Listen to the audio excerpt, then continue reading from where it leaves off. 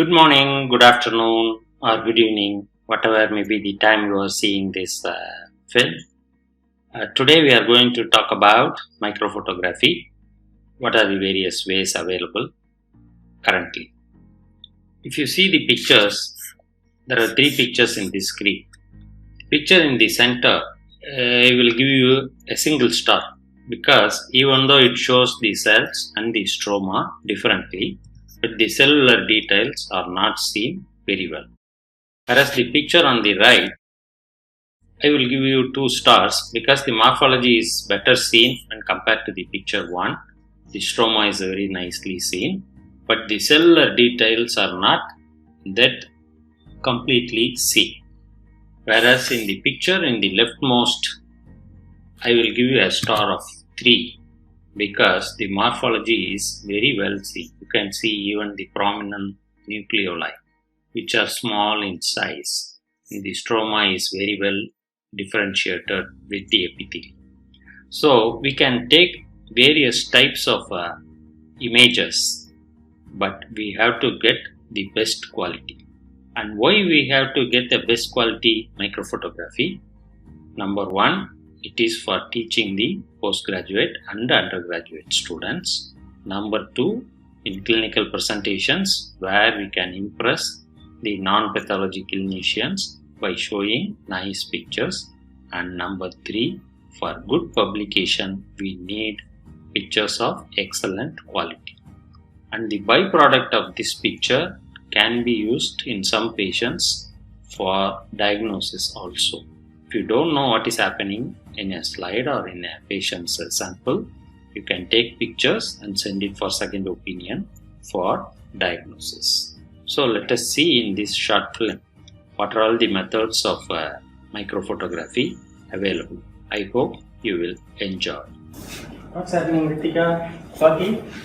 So we want to take pictures of the slides. So we have a clinical pattern, so for that matter. Okay, so you want the microscope? Yes. Why is it an urgent one? Yes, sir. I don't mind giving the microscope, but do you know what are the other ways you can take the picture? Yes, sir. We can focus the slide in the microscope and take a photo of the field in our phone, sir. Do you have the slide? Yes. Show me how you do that. Wow. It takes some time and it goes out of focus and again on the focus, isn't it? Yes. Any other method, Swati, you know? So we can take a picture of the monitor which is attached to the microscope. This monitor? Yes, sir. Okay. Any other way? So we can take it through the computer and we can save it in the flash drive. Super. So there's one more way, sir. We can scan the entire slide in the monitor and take a photo, sir. Oh, that's one more way. So now I want to show you one another out of the box thinking that is known as Cillka. Both of you, have you seen this? No, sir. This is what I am talking about. Cillka. You keep a microscope next to that, you will see the difference. Instead of the eyepiece, Yes. they use the small holder. And we have to put a adapter. And we can use this. This is the Silica Microscope, as sir has already told. So the Silica Microscope has got a small microscope compared to our routine things, and we can connect our iPad or cell phone through an adapter to this microscope. So this, as the size is small, is easily portable and it is actually less expensive compared to our routine microscopes. Okay. So the slide, we can keep it over here, we can focus it any power we want and we can see it through the camera. So it can be either this round or we can take it to a full frame.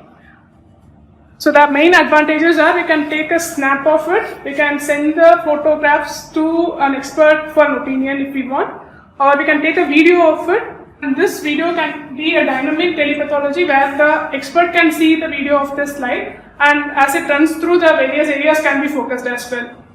CMV infection in the endometrium. beautiful intranuclear and intracytoplasmic